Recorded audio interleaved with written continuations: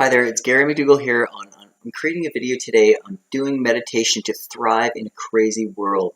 It could be perceived as crazy if you're looking out in this world and you're looking at terrorist attacks and you're looking at crazy gunmen and endless war and all this stuff.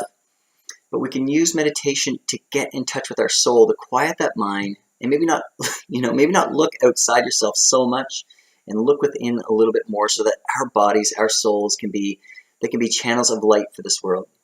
We can give our fruits, we can give our gifts to this world to make it a better and safer place. So that's what I'm going to talk about today. And I'm also going to do a short meditation at the end to how, to go beyond the mind, to sink into the emotions and sink into the body, and then get in touch with the soul so that we can be more powerful, beings on this planet. Powerful beings of change. We can make more change, make the world more just, make it safer. We can do our part.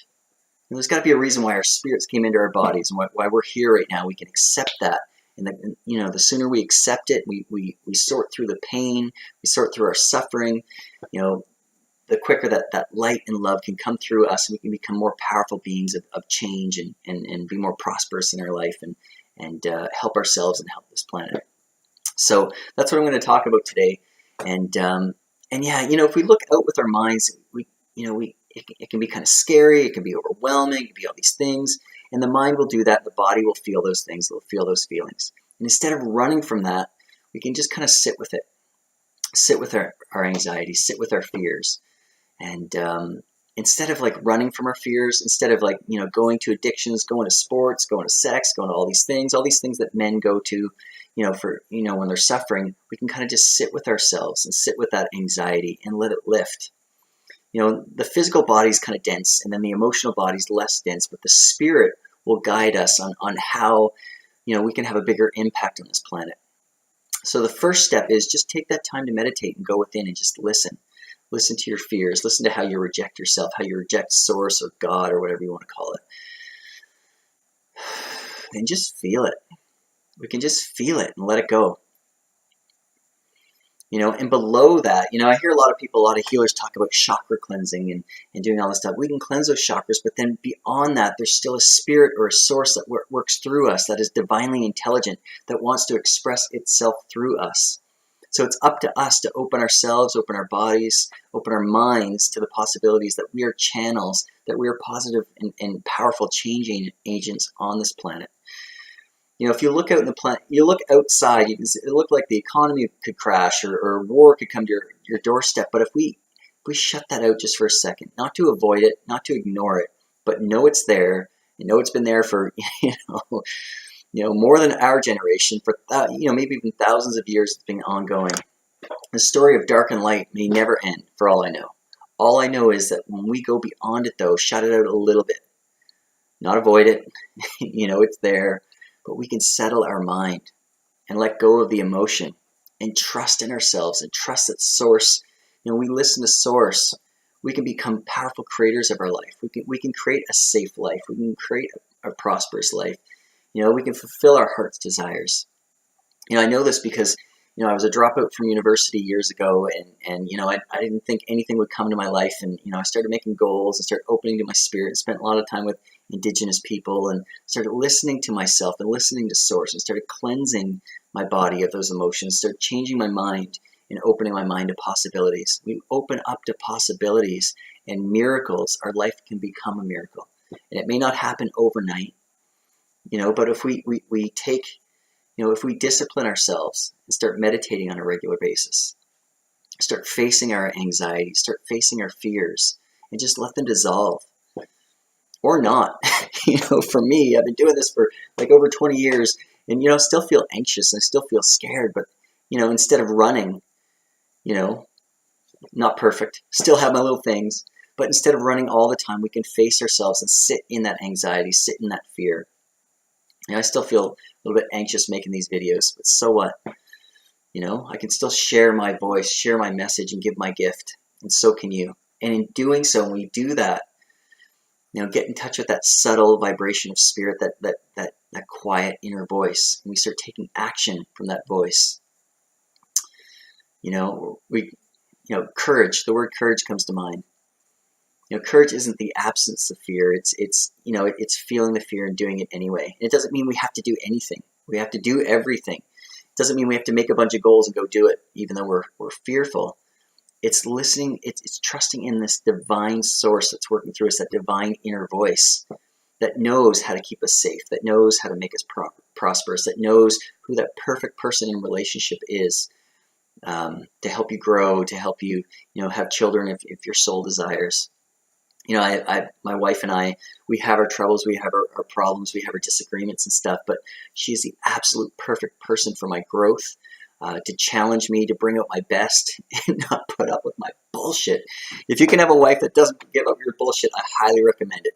She might be a little bit moody, she might be a little bit crazy. I've never met a woman who wasn't, but in all honesty and all respect, I freaking love her for it, and love women for the way they are. So, yeah, I'm going to do a meditation now just on getting in touch with your soul. You just have to call forth, what in your spirit holds you back? Is it fear? Is it doubt? It's so important to trust yourself. Sometimes we have to trust the fear. We have to trust whatever we're feeling and just express it so that we can get in touch with our soul, because our emotions and our mind are much denser than the spirit. The spirit's quiet. It's subtle. But if you have a hard time sitting still, it might be the anxiety in your body. That might be the physical part, or the emotional part is causing challenges for your physical part to get still. So if we can just get still with that, but just by sitting up and getting still and feeling that anxiety. The anxiety is much denser than the emotion the emotion of the spirit, or the subtleness, or that voice of the spirit. So just feel it. And the more we meditate, we get into a regular practice, at nighttime or in the morning, daily. It's something I try to do daily. We can start lifting the cloud of that fear, start lifting the cloud of those anxieties, and getting in touch with that spirit, that subtle spirit that guides us. That'll guide you where to be safe. That'll guide you where the best place in this world for you to express yourself. It'll guide you to be the most powerful change agent on this planet. And the planet knows where you need to be.